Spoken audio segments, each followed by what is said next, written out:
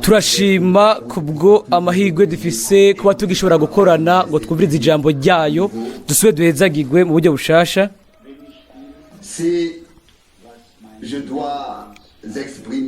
Nimba ntegereza kuvuga ibyo nihweza, nashaka gushira ivyo neza imbere y'igihe. Muri buri makoraniro yose aho Imana iba ituvugisha, aho ibintu bimwe bimwe bivugwa ugasanga ni iby'ingirakamaro cyane, ndababara yuko abantu bose bataba bahari uwo mwanya. Mwebwe kumbure ababa bicaye ngaho mwe ntimushobora kubyumvamwo nk'uko biri, ariko ukubakwa mu buryo bw'imwemu bishiramwo yuko twese hamwe twumva icyo kintu nyene, iryo jambo nyene tukaryumvira mu uwo mwanya nyene, atari mu kundi muntu wa kabiri, ariko tukaba twubakirwa twese hamwe turiko twumviriza ijambo ry'Imana. Kandi ku bwanje no hitamwo ikoraniro rya burindwi, iryo abantu bose bagiramwo umugabane, hako habaho batatu baba basabagiye. Je birumvikana yuko hariho atakundi abantu atakundi bo bigenza, biba bihuye n'ubuzi bakora badashobora kubihunga, ariko reka tugaruke ku rukundo rwa mbere, hanyuma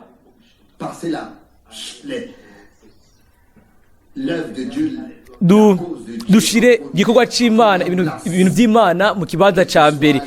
Ntaco bitwaye ibintu ducamwo, kuko Imana irabikwiriye, kandi ivyo bizotugira neza nitwakora muri ubwo buryo. Imana izo biduhembera. Nubwo biri uko twumvise, kandi twumvise ejo ku mugoroba twumvise havugwa ibintu abantu bose bari bakwiye kuba bumviriza, biba bikwiye mu buryo bwuzuye, kuko ndemezwe ko inyigisho irikishika ku ndunduro yayo, kandi ko Imana ishaka kutugira abantu bagendera mu nzira zayo, kandi inzira zayo zihuza n'ijambo ryayo. Nta muntu n'umwe ashobora kuvuga ngo ngendera mu nzira z'Imana hanyuma akaca asiga ijambo ry'Imana ibubamfu n'iburyo rigakorokera hasi. Inzira z'Imana misi yose ziba ziri mu ijambo ry'Imana.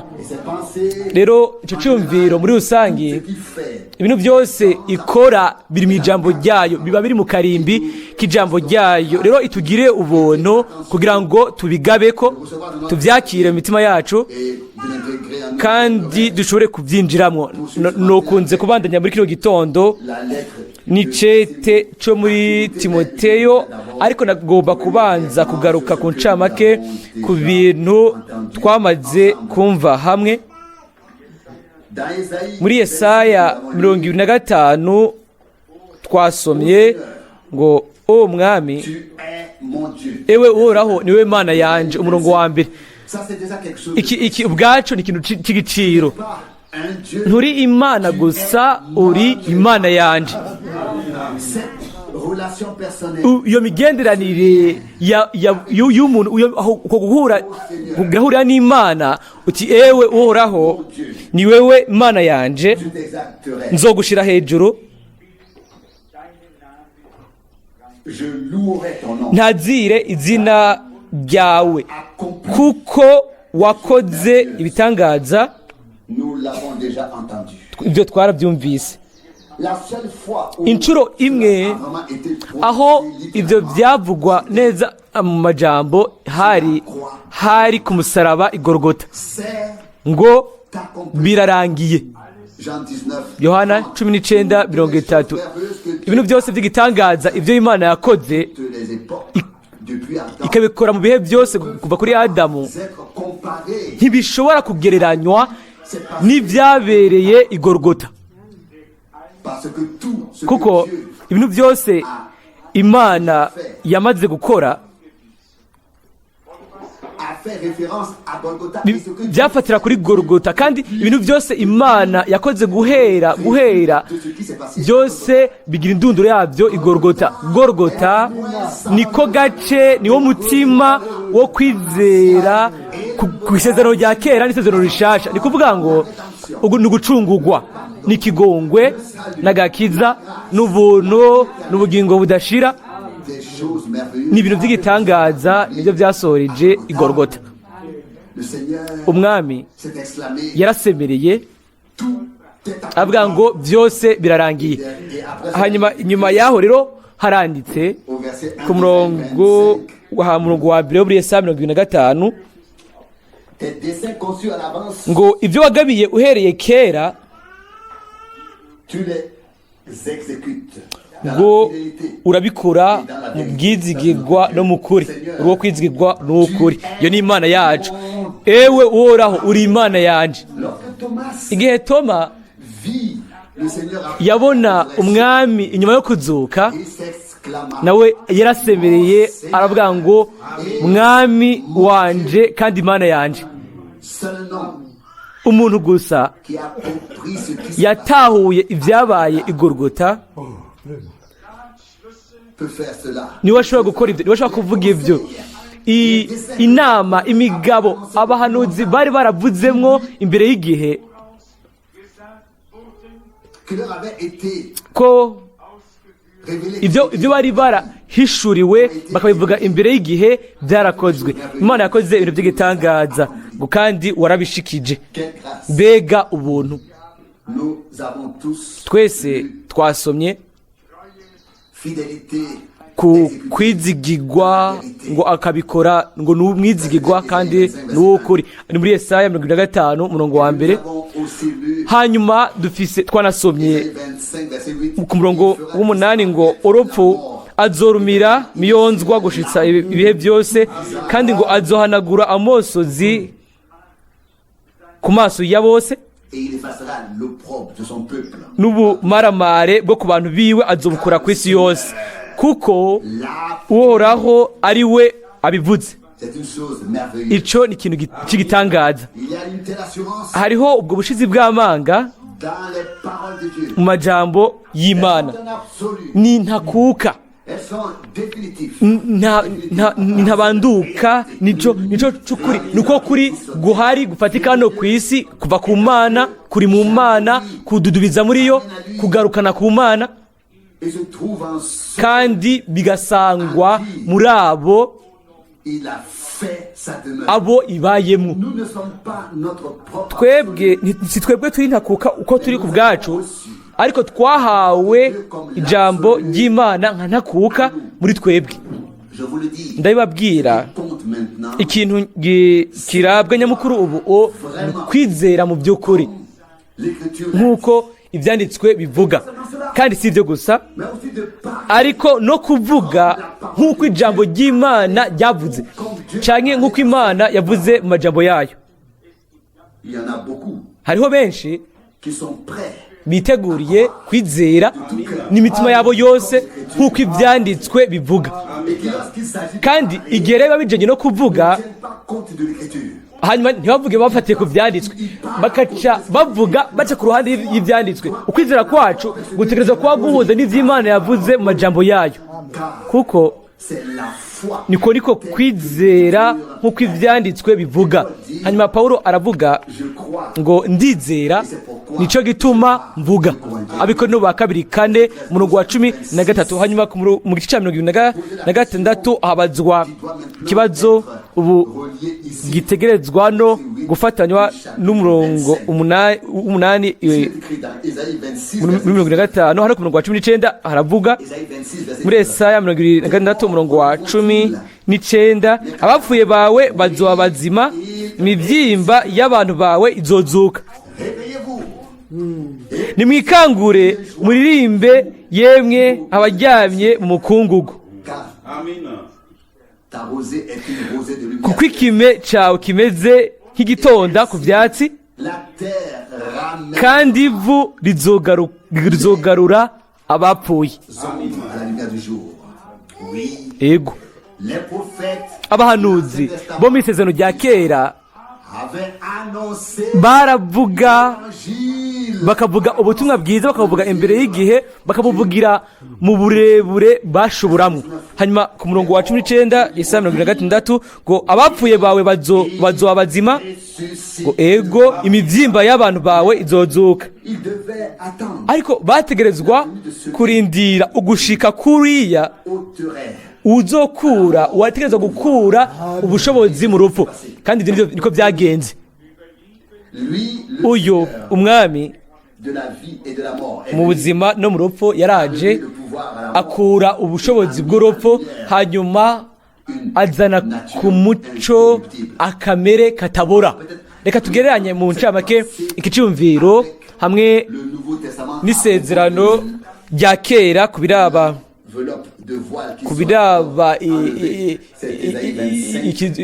umubiri uzozamurwa. Turaraba muri Yesaya 25 umurongo w'indwi, ni icitwikirizo kizokugwaho kuri uwo musozi, niho azoherengeteza icitwikiro cy'ukugandara cyatwikiriye amoko yose,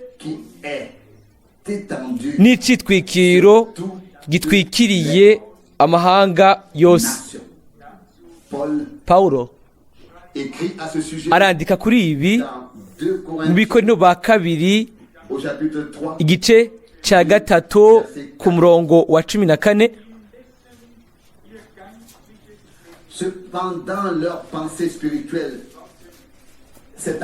Ariko imitima yabo irakomantara, Bikorinto ba kabiri 3:14,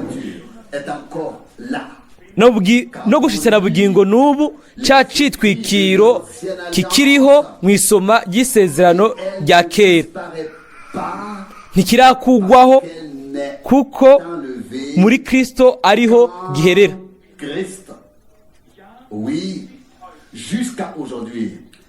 Ariko gushitsa n'ubu ivya Mose iyo bisomwa, ico citwikiro kiba ku mitima yabo.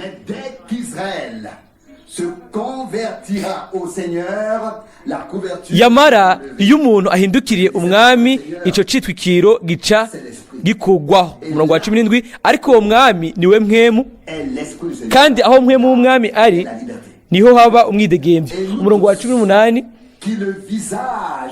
tweho twese ko tutitwikiriye mu maso, tukerekana nk'icirore ubwiza bw'umwami, turahinduka tugashushanywa n'iyo shusho, tukava mu bwiza tukaja mu bundi,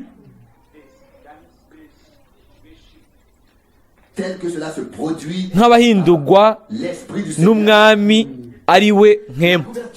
Icitwikirizo kivaho aho abantu baba bahindukiriye Kristo, kandi turabizi yuko mbere na Kristo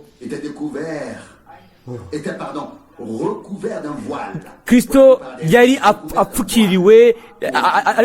apfukiriwe ku bantu benshi. Nico gituma haranditse mu vyesho Yohana rimwe akavuga ngo uguhishurwa cyangwa gufukugwa, uguhishurwa kwa Yesu Kristo uko Imana yaduhaye ngo yereke abagurano biwe ibigira bibeho vuba.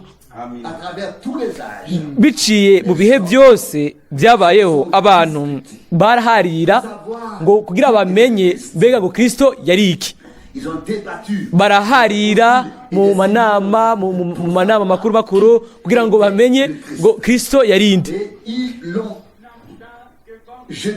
Hanyuma babiterera hano na hariya, abubaka bashibura ibuye ry'agaciro igumye ifuruka baritsitarako, bacanke bamutsitarako, ntibamenya aho bagomba kugegeraniriza. Babaye mu mwijima. Ariko ubu tubaye mu gihe c'ubwiza co guhishurwa kwa Yesu Kristo, kandi ico gihe rero ntigishobora kugereranywa n'igihe cagiye. Ni igihe gishasha, ntigishobora kugereranywa n'ibihe byose byigeze kuba. Turazi ko kubiraba imigisha harabayeho ibihe byari bikomeye cyane gusumba ibyo twoshobora gushira ku rutonde muri uyu mwanya, ariko kubiraba uguhishurwa kw'ijambo, ugushigwa, ukwinjizwa mu mugambi w'Imana, mu nama y'Imana, ntihigeze habaho igihe cogeranywa n'igihe ico tubayemo ubu.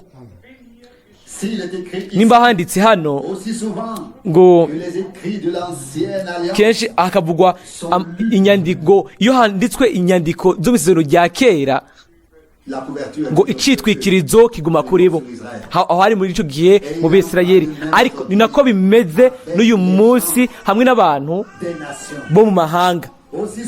Kenshi igihe hasomwe ibyanditswe byo mu isezerano rishasha, bose baba bafise ivyiyumviro vyabo mu gihe bariko basoma ijambo ry'Imana. Aho rero kubera ikintu ne dusoma rero, nimba rero tugire ivyiyumviro vyacu, uguhishurwa two gusangahe? Nimba dufise ivyiyumviro vyacu twamaze gushinga, hanyuma tugatangura kuremarema mu vyiyumviro vyacu mu gihe turiko turasoma ijambo ry'Imana, mbega uguhishurwa kuva kuri mwemu koza kuvuye? Uguhishurwa kuva kuri mwemu, guhishurirwa kuza gusa ahantu aho mwemu mu kwidegembya kose, mu gihe ariko havugwa ubutumwa bw'ijambo, ashobora guhishura ijambo akamenyesha amabanga, hanyuma akatwinjiza mu cyumviro c'Imana. Mbega bisigura iki? Bisigura iki ngo ivyumviro bya Yesu Kristo, ivyumviro bya Yesu Kristo? Igihe Paulo yandika ngo umuntu wese agire ivyumviro nk'ivyari muri Kristo Yesu, yaravuga ngo haranditse mu gitabo ngo o Mana ndaje nje gukora ukugomba kwawe, kandi ukugomba kwawe nivyo bimpimbara. Abaheburayo 10:7 akavuga ati ndaje, byanditswe mu muzingo w'igitabo, o nje gukora ugomba kwawe Mana. Twasomye hano aho ni muri Zaburi 40:8, hanyuma twasomye ku murongo wa mbere wo muri Yesaya 25 ngo ivyo yagabiye kera yarabikoze, n'umwizigirwa kandi n'uwukuri. Hari muri Yesaya 25 umurongo wa mbere. Reka rero tuje ku ijambo iryo twagarikiye ko ejo ku mugoroba ryo muri Timoteyo. Ndashaka gusoma imirongo ya nyuma yo mu gice ca mbere, hanyuma cenja mu gice ca gatandatu. Ubwa mbere muri Timoteyo wa mbere 1:18, Timoteyo 1:18, iri bwirizwa ndariguhaye mwana wanje Timoteyo, nk'uko wavugishwa n'Imana bakuvuze ko ubwa mbere, ngufashwe nabyo kugwana intambara nziza. Umurongo wa 19, ugumye ukwizera, ufise umutima utari mwijwi rikwagiriza ikibi. Paulo hano yakwegereye umwana wiwe mu kwizera Timoteyo, uwo yari yarongoreye ku mwami, ko kuba ategerezwa kugwana intambara yo kwizera, hanyuma akamwibutsa amajambo y'ubuhanuzi ayo yari yarabwiwe. Bakundwa, ijambo ry'ubuhanuzi ryuzuye twararibwiwe hamwe n'ivyavugwamwo biba birimo, kandi ndemezwa ko Imana yaratuvugishije twese. Niba Paulo hano abajije akabaza Timoteyo ngo afate ivyo byavuzwe abishire ku mutima hanyuma ngo agwane bimufashe kugwana abigwanishe. uyu munsi nashaka gushimika kuri ico kintu. Nimba dushaka kugwana neza intambara yo kwizera, dutegerezwa gufata nka nkama ivy'Imana yavuze, ivyavuzwe mu buhanuzi. aho rero ntituzokubita ibipfunsi umuyaga, ariko tuzokubita neza tugema igihe cyose tuzofata ijambo ry'Imana kandi tukarikoresha nk'inkota ya mpwemu. tuzoshikira buri gihe tugeme. ndabisoma kugira ngo tubishire ku mutima. ni muri Timoteyo 1:18 ngo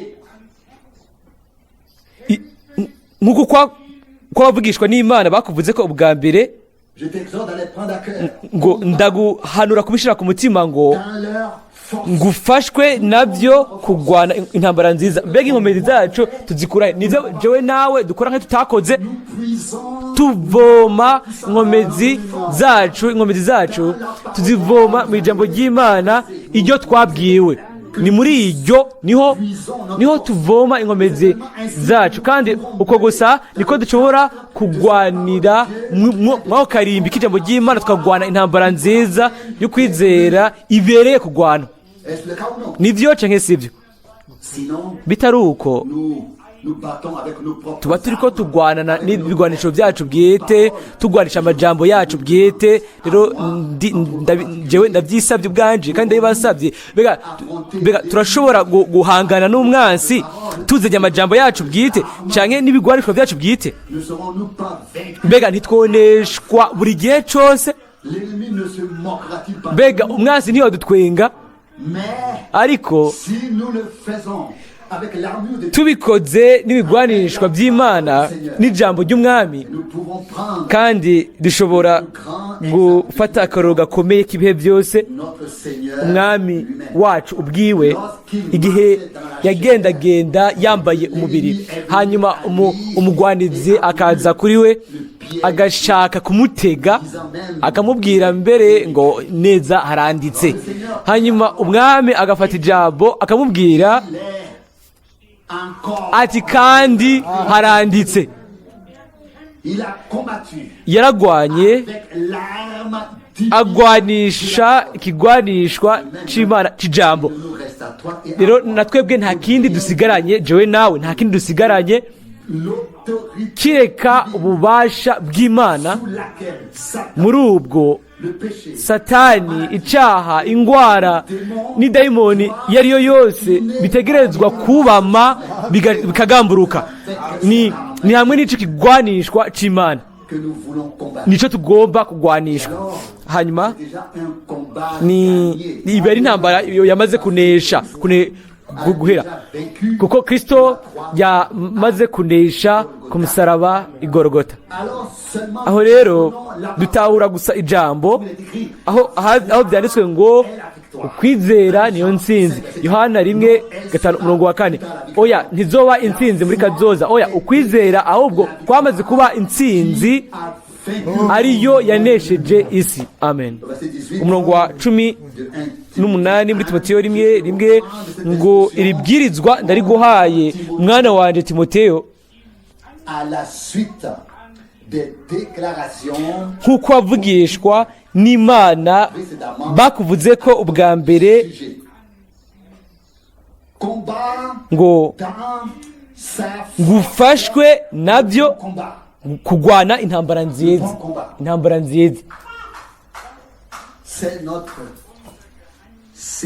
niryo banga ryacu bw'iminsi kugwana mu bushobozi bw'Imana uburi mu ijambo ryayo. hanyuma ijambo naryo twararibwiwe kandi rizoceka ubushobozi bw'Imana muri twebwe. nimba ukwizera kuri mu mutima wawe kukaba no mu mutima wanje. haranditswe mu nyuma murongo wa 19 ngo ugumye ukwizera kandi ufise umutima uri mu ijwi rikwagiriza ikibi, iryo bamwe bashibuye bakamera nk'ubwato busavye mu by'ukwizera. Birashobora gushika yuko abantu baba bicaye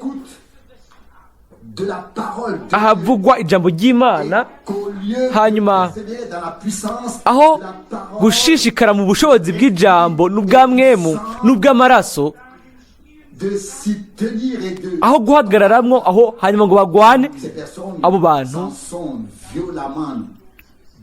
bakihomora bakikuramwo mu buryo bubi. Imana ntigera iturekura mu bintu byose byoshika, nta mu gihe na kimwe, ariko abantu barashobora kugira uguhitamwo kwabo. Hano dufise iyo dukorana duhurira ko n'ibyavuzwe by'ubuhanuzi, ibyavuzwe bibwira umuntu wese ku giti ciwe, umuntu wese aba ari mu ishengero ry'Imana nzima. Uko rero, uko niko tugomba kubitahura, uko niko dutegerezwa kubyemera. Ariko dutanguye kubija kure, dutanguye kwihomora ko mu buryo bubabaza, tukihomora ku majambo y'Imana tukayikurako, ntibisanzwe. Ubanza gushira ku ruhande ivy'Imana yavuze kugira ngo ushobore kwizera ivyo abandi bavuze, canke naho bikwiye gushira ku ruhande, ko hashirwa ku ruhande ivyo abandi bantu bavuze kugira ngo dushobore kwizera ivy'Imana yavuze. Kandi iyo ni ngingo niyo twese dutegerezwa gufata. Mu gice ca 6 ku murongo wa 12 naho haravugwa ibyo kugwana. Ni Timoteyo wa mbere 6 umurongo wa 12, wame ugwana intambara nziza yo kwizera, ucakira ubugingo budashira ubwo wahamagariwe,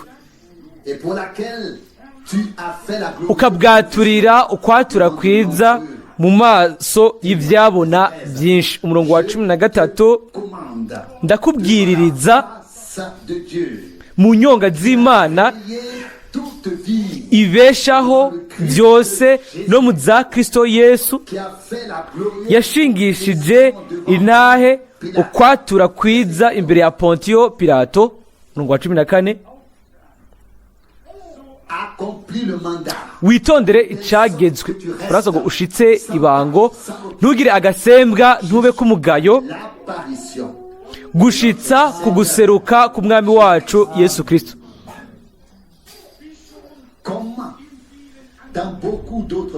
Nk'uko biri mu mirongo myinshi ya Bibiliya, hano bijanye n'ibivugwa bifatira kuri Kristo igihe azogaruka. Umurongo wa 14 ngo witondere icagezwe, usoze ibango wabwiwe, ntugire agasembwa, ntube kumugayo, gushitsa guseruka ku mwami wacu Yesu Kristo. Nanje kirico cifuzo canje, nashaka kubwirwa gukorwako je nanje kubwanje, nkugwako na rino jambo, nkavuga nti gusa mwami fasha kubikora, kandi ume inkomeze zo kugukorera gushitsa aho mwami wacu Yesu Kristo azoserukira, ngo nsohoze ubukozi ubwo nta nkeka bugoye cyane ku bukozi bwose ubw'Imana yoba yaratanze ikagabanganya hano kwezi. Ariko n'ubunyene igihe ca nyuma, kandi abantu batakaje kuva kera, batakaje ukubaha Imana no kubaha amajambo yayo. Hanyuma muri icyo gihe cyose Imana igarukanamwo iyo gahunda yayo. Ni igikorwa kitoroshe, je nshobora gusa kunezerwa ko ni Imana niyo nkomoko ya byose, niyo irema ibintu. iyo bacyari igikorwa canje notegereje gucika intege, ariko ubutumwa buraba, kandi ni mu gihe ubutumwa buvugwa niho Imana yubakira ishengero ryayo. ni mu kumviriza ijambo ryayo ry'ubuhanuzi, iryo twabwiwe ubwacu ko turi, tukabona neza ibiraba inyigisho, niho umwami yubakira ishengero ryewe. ntihagire umuntu yishimikiza icyumviro ngo Imana yubaka ishengero ryayo ahantu hose. ni imvugo nziza twokunze yuko yoba ari y'ukuri, ariko Imana yubaka ishengero ryayo aho gusa, aho ijambo ryayo ryubahwa, aho ishobora gushiraho ubukozi, aho ishobora ikavuga ibyo yashinze, ibyo kugenderwaho ko byo mu ijambo ryayo, aho ubwayo ishobora kwivugira, atari ahantu abantu bavuga ijambo ryayo, ariko aho ubwayo ishobora kuvuga iciye mu ijambo ryayo. ndizera yuko twabigizemo umwimenyerezo mu gice kinini, kandi twarabifashe ibyo n'amashimwe. Imana yaratuvugishije biciye ku ijambo ryayo, kandi iryo jambo, iryo tubwirwa risa ni ryabwiwe Timoteyo. kiriya gihe kera mu kanwa ka Pawulo, muri kino gihe mu kanwa k'intumwa ya nyuma, iyo Imana yarungitse ngo ituvugishe.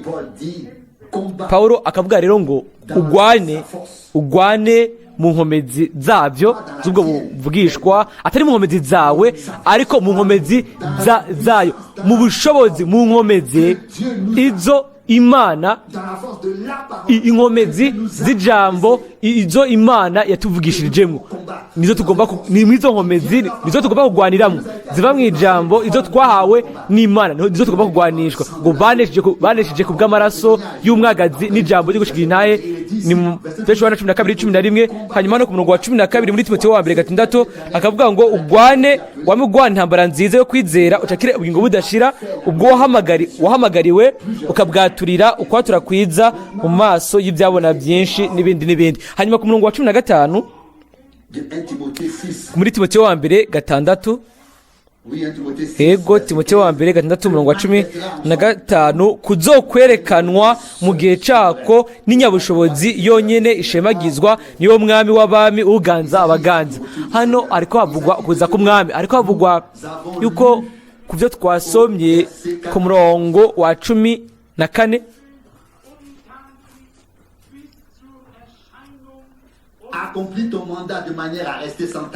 usohoze ubukozi bwawe canke uwame witondera icagezwe, ntugire agasembwa, ntube kumugayo gushitsa ku guseruka k'umwami wacu Yesu Kristo. umurongo wa 15, kuzokwerekanwa mu gihe cako n'inyabushobozi yonyene ishemagizwa, niyo mwami w'abami uganza abaganza.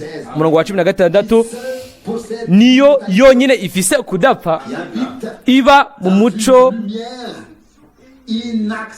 utegegwa, ata muntu yigeze ayibona, atawushobora kuyibona. iyo icubahiro n'ubushobozi bidashira bibe ibyayo. Amen. igihe cyo kugaruka k'umwami cyashinzwe n'uwigenga umwe, umwe wenyine afite ubunyabushobozi ya bwose, bisigura ngo ni Imana ishobora byose. nta muntu n'umwe rero azocisha bugufi yegeranye icyo gihe, kandi nta n'umuntu azokigira kirekire. ndabizi yuko muriko mwiyumvira gato ivyumviro byanyu muriko bisubira muri Mateyo 24 handitswe ngo ku murongo wa 22 ngo kubwo baturanijwe ngo iyo misi ngo izogabanywa niye reka gusa mvuge ibi bintu neza musome Mateyo 24 mu mvugo yayo hanyuma muzosoma ku murongo wa 20 ngo musenge kugira ngo uguhunga kwanyu ntibibe mu gihe c'urushana canke mu gihe c'isabato ngo kandi umuntu azoba ari ku misozi ntazobanze gutaha iwe kugira ngo age ikintu akurayo uri hejuru ku rusenge ntazosubire inyuma kugira ngo atware ubutunzi bwiwe ariko azahunge murongo wa 17 ako gace kavuga mu buryo bwuzuye ubwoko bwa Isirayeli kira gihe kubiraba ugusambura Yerusalemu byabaye mu myaka ya 70 yo muri kino gihe cacu imyaka 70 inyuma ya Kristo imyaka 70 inyuma ya Kristo mwese bashaka kubisoma kwizigira kose hano muri ku murongo wa 6 haranditse Timoteyo wa 2 rimwe murongo wa 6 nico gituma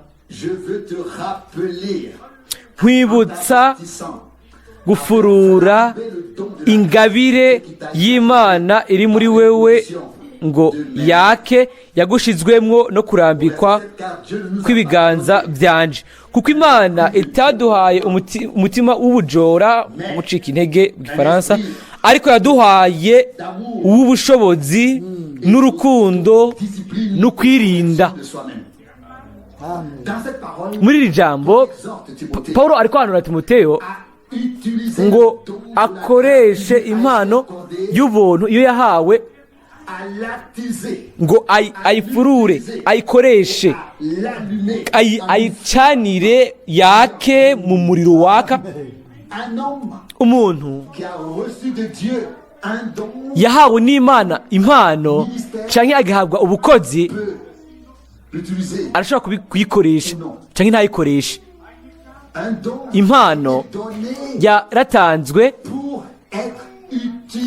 kugira ngo ikoreshwe, hanyuma guhamagarwa canke ubukozi kugira ngo ushigwe mu gikorwa ukore ivy'Imana yavuze kandi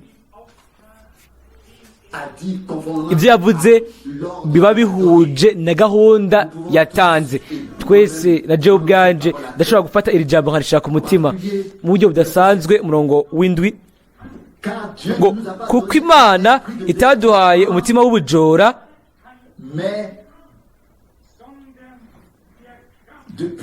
ariko yaduhaye uw'ubushobozi n'urukundo no kwirinda, kwitoza indero no kwirinda. Twabyumvise mu ntangamarara muri Nehemiya haravugwa Nehemiya 8:9 ngo ntimubabare kandi ntimucike intege kuko uyo ari umunsi umwami yakoze. Nehemiya 8:9 ndabyandika mu ncamake mu kete rizunguruka rigezweho.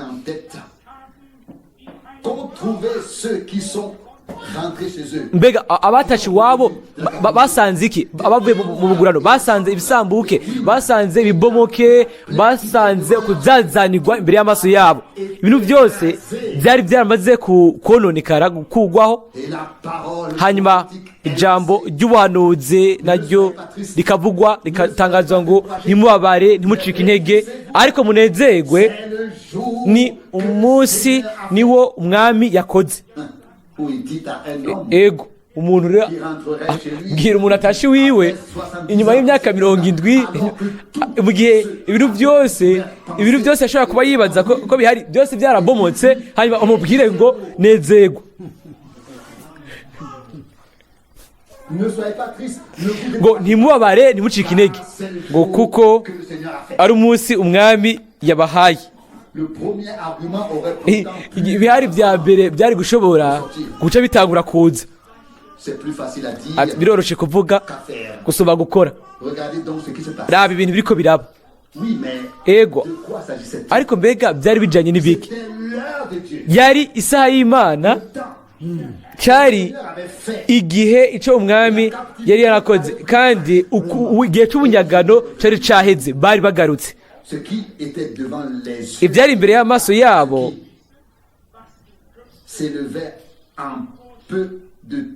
sibyo mu gihe gito byarubakwa, hanyuma ntihabe hagisigaye akantu kamwe kerekana kuba harigeze kubomoka. Murazi ikintu yaje cyantangaje no kuba ubwo nyene batagwe kuri baninahaza umunsi mukuru w'amahema, bibuka ugusohoka bava muri Egiputa kwa basokuruza babo.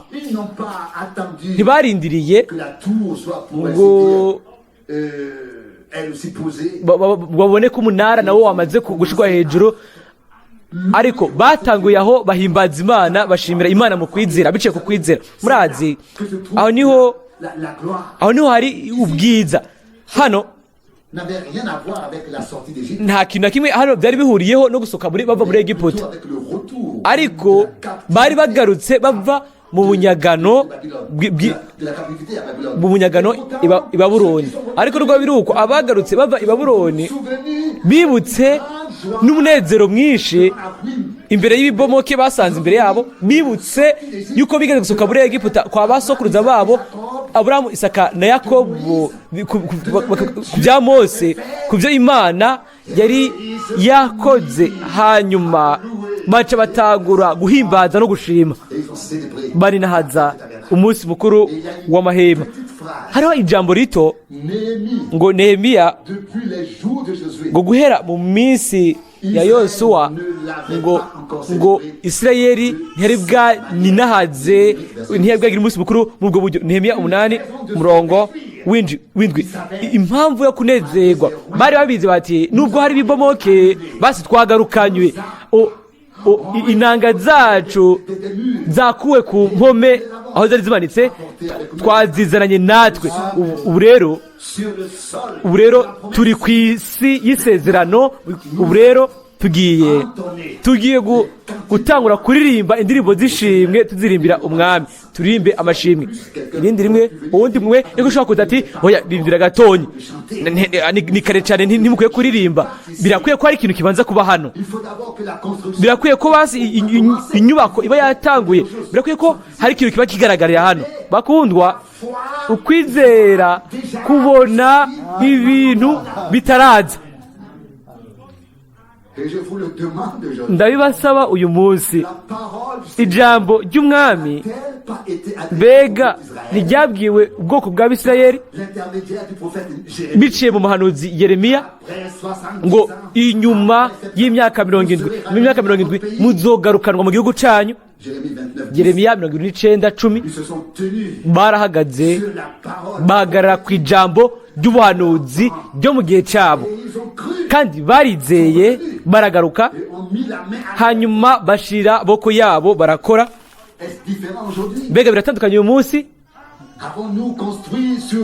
Mbega twubatse ku musenyi cyangwa turahagaze? Dufate amajambo ya muri Petero 2:19 ngo ubu rero ijambo ry'ubuvugishwa iryo dufise rirashikamye cyane ku bwacu, kandi mugira neza kwishira ku mutima kuko rimeze nk'umuco waka ahijimye.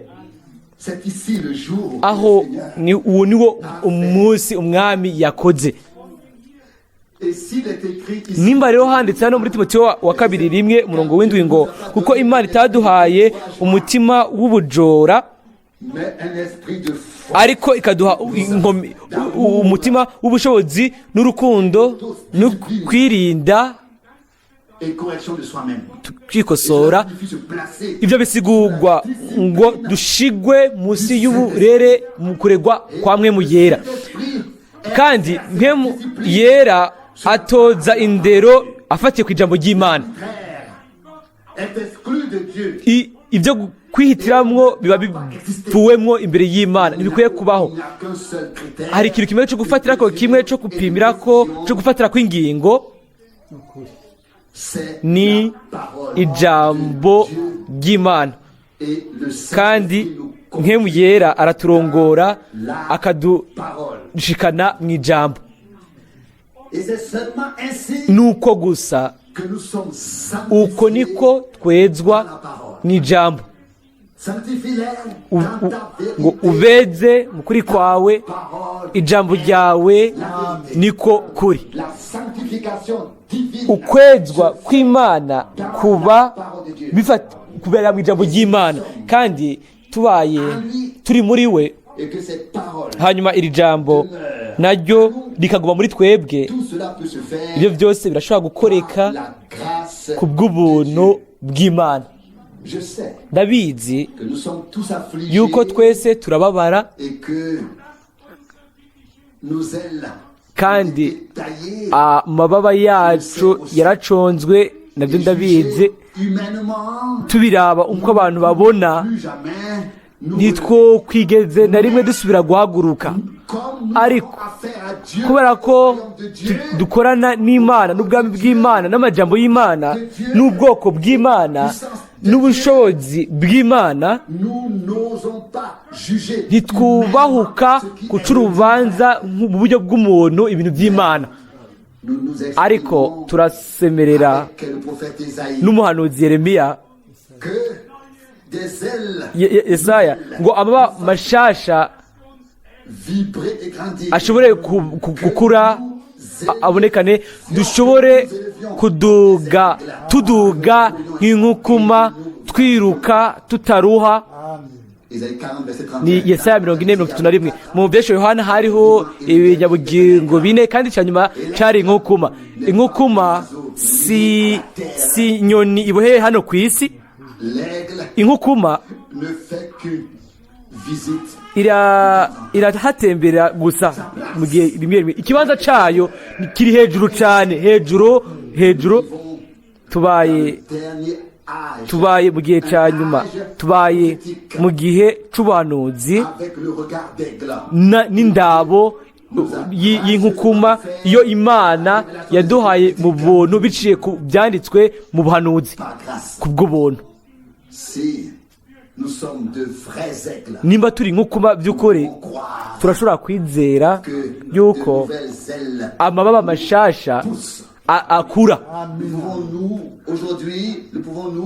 Mbega uyu munsi n'imitima yacu yose, ndabizi yuko twese turacicaye ngaho twibaza sa ego. Ndababwira uyu munsi dufite icyo duhurako n'Imana, kandi Imana iri kuri twebwe kuko twizeye ijambo ryayo, twizeye amajambo yayo, ijambo ryayo. Munyemere usobe hano ikintu kindi muri kino gice nyine mu murongo w'8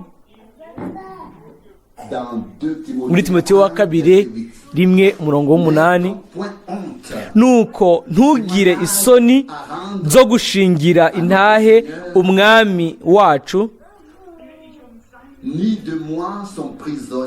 canke izanje imbohe yiwe,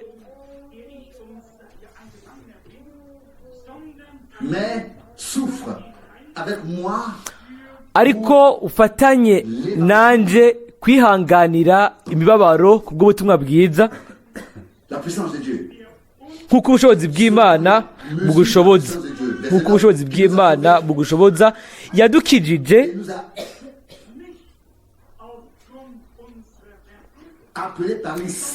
ikaduhamagarisha umuhamagaro wera udatewe n'ibikorwa byacu, ariko utewe n'uko yabigabiye ubwayo, kandi utewe n'ubuntu bwayo twaherewe muri Kristo Yesu ibihe byose bitaraba, mu bihe bidashira. Umurongo wa 10, ariko none bwaseruwe ubuntu n'ukuboneka k'umukiza wacu Kristo Yesu, yahinduye urupfu ubusa,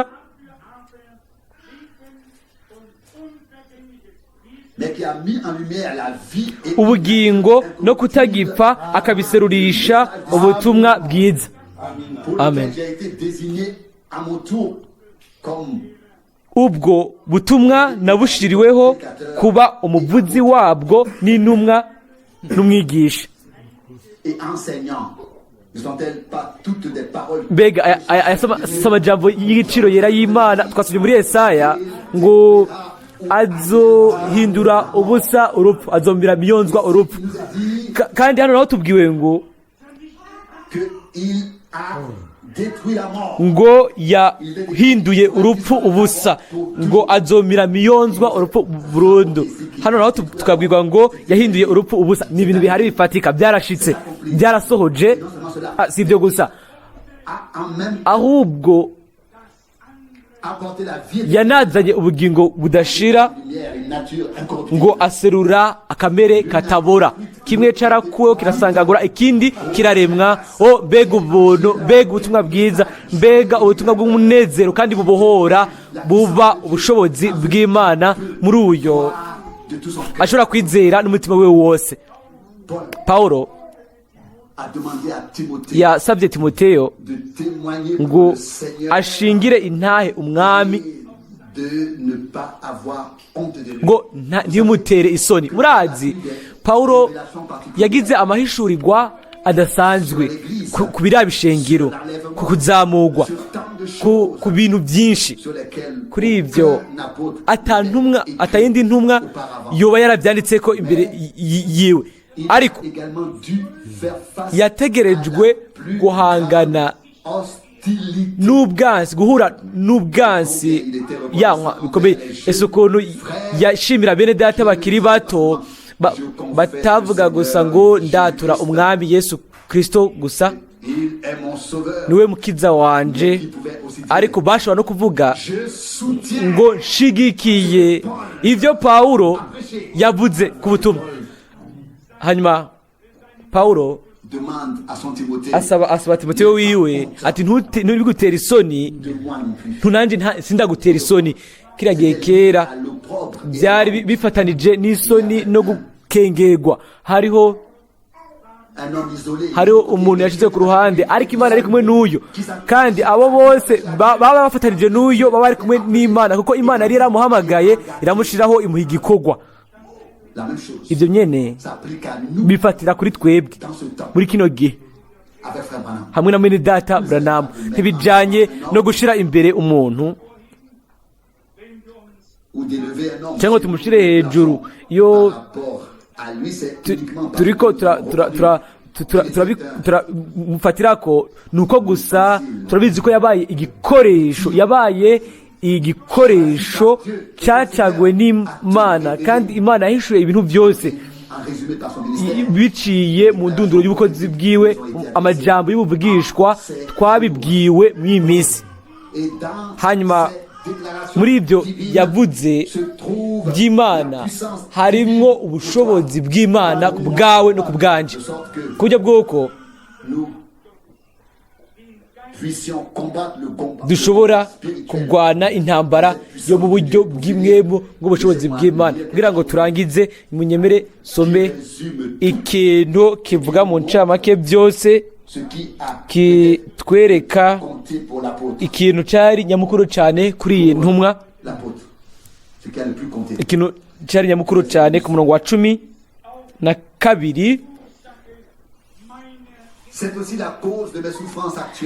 Nico gituma kandi mbabazwa ntya, yamara ntibintera isoni, kuko nzi uwo nizeye.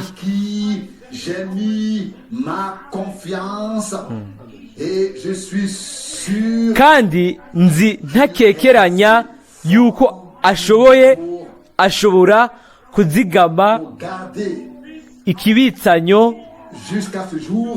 namubikije gushitsa kuri wa munsi. Mbega iri si ijambo ry'igitangaza ry'ubwiza. Imibabaro ya kino gihe yayibona nk'ikintu cya kabiri, ikintu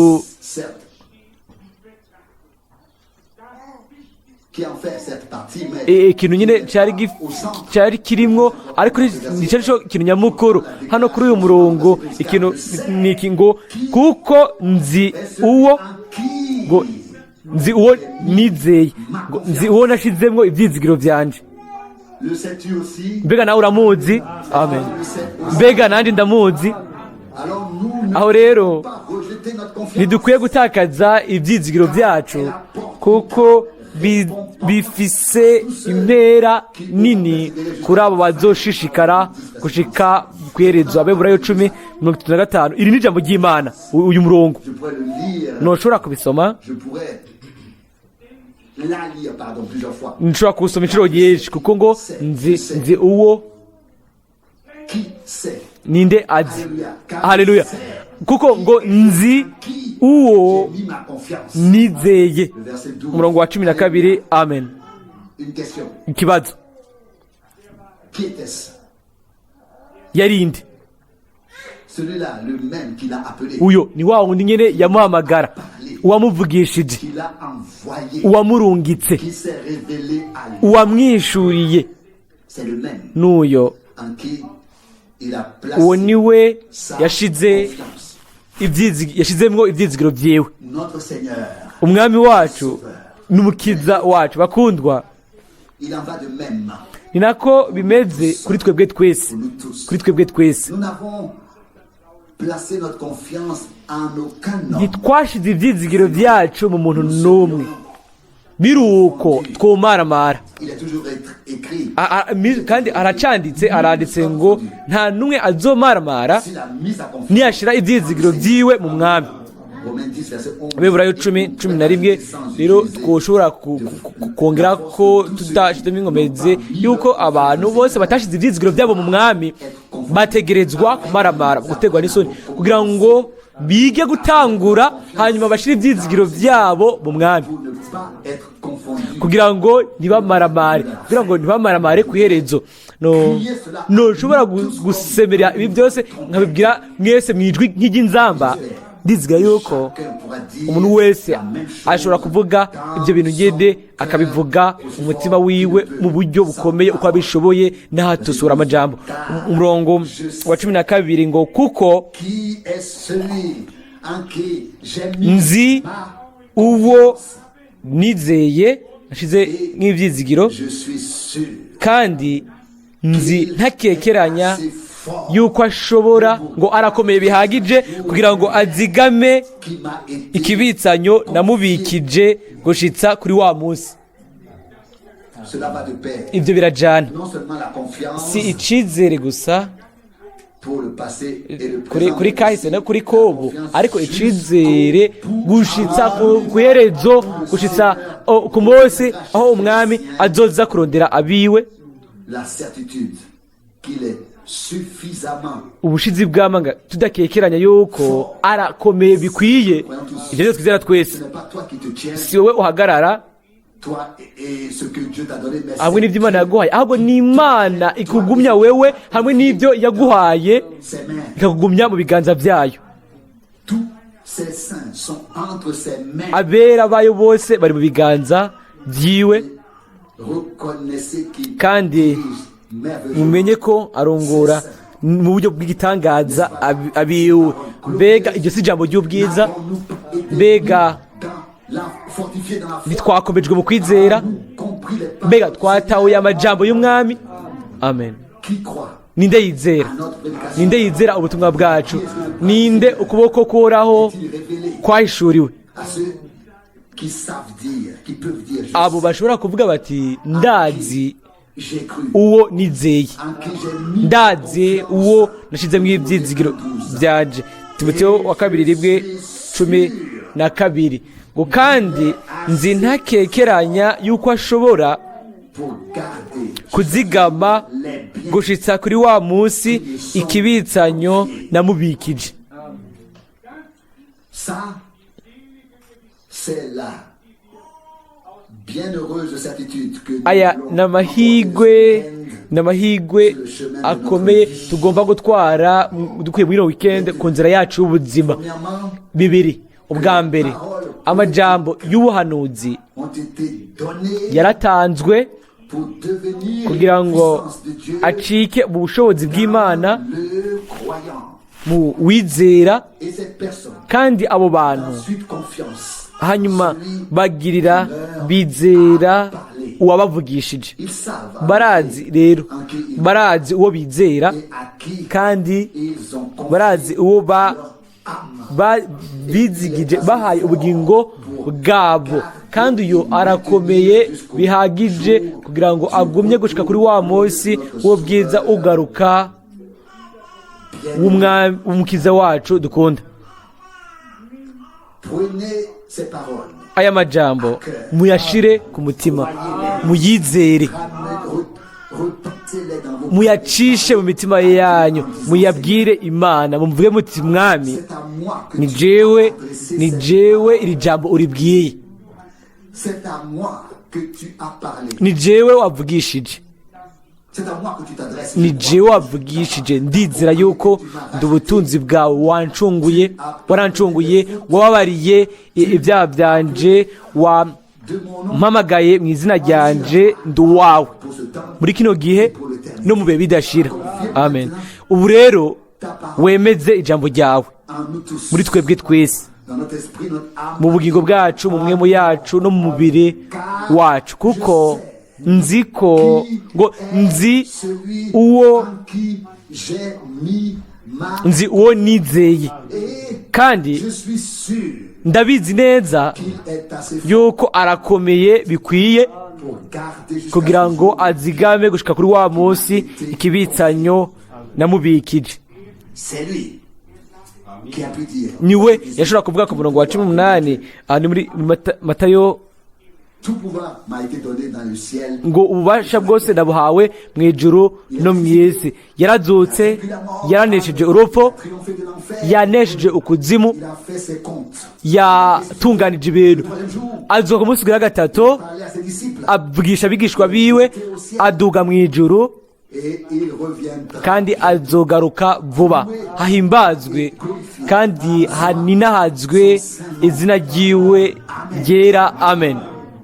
Levons-nous Turahaguruka dusenge. de tout cœur. Je te remercie N'umutima wose ndagushimira ce week-end kubwo iherezo ry'iyinga, pour la grâce kubw'ubuntu, kubwo amahirwe d'être rassemblés yo gukorana en ta présence. imbere yawe, Seigneur fidèle, mwami wizigirwa. de nos propres yeux, nous voyons, N'amaso yacu turabona, nous entendons, n'amatwi yacu turumva, de notre cœur, nous n'imitima croyons yacu turizera toutes les paroles prophétiques amajambo yose y'ubuhanuzi ayo wavuze et qui s'accomplissent maintenant. kandi asohoza ubu. Mwami mukundwa, C'est ainsi, c'est par cela qu'une puissance divine nous a ni biciye kuri ibyo niho twaha ubushobozi buva ku Mana. Ijambo ryawe rifise ububasha bwo kurema, rifise ubushobozi bwo gukiza, ego bufise ubushobozi bwo gukiza. Mana, buri mu ijambo ryawe, kandi ijambo ryawe ntigera rigaruka ari rirubusa, ridasohoje icyo warikoze, risohoza icyo warirungikiye. Ndagushimira car nous savons kuko tuzi uwo twashizemwo ibyizigiro byacu, nous savons qui nous a parlé, turazi watuvugishije, nous avons entendu la turazi voix. uwo twumvise ijwi ryiwe. Mwami, mbega turi bande kugira ngo utuvugishe? Qui était Abraham? Mbega Aburahamu, Isaka na Yakobo bari bande? Ils étaient des serviteurs, étaient Bari abakozi bawe, bari abahanuzi bawe, bari abantu de chair et de sang. b'inyama, b'umubiri, L'élection les a w'inyama n'amaraso, ariko gutoranya kwawe kwabakozeko, kwabaceko kurabashikira. Ijambo ryawe bararibwirwa, bari abakundwa b'Imana, bari abakunzi b'Imana, bari abahezagiwe n'umwami, abari batwaye urubuto cami muri bo, ils attendent. kandi barindiriye yuko abanyuma bashika, kandi natwe tuzokoranirizwa hamwe, tuzokwicara Du festin des noces. ku munsi w'amazimano hamwe na Aburahamu na Isaka na Yakobo. Mana ihambaye, urakoze, gushimwa n'ubwiza no gusengwa. Amen.